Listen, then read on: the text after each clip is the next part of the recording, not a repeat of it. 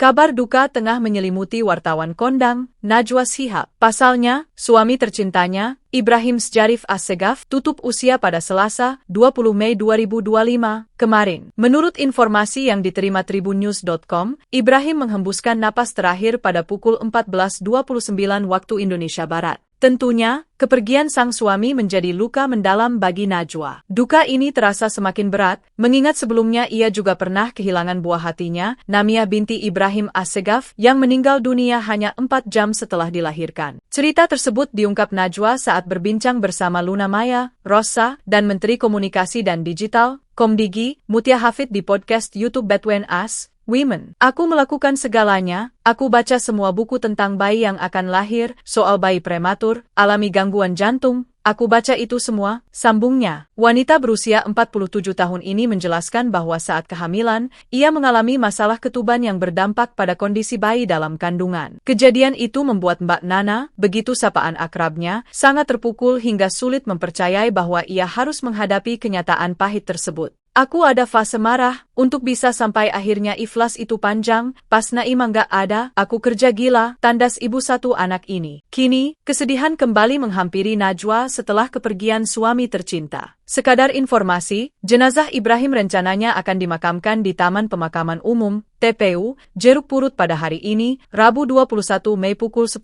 waktu Indonesia Barat.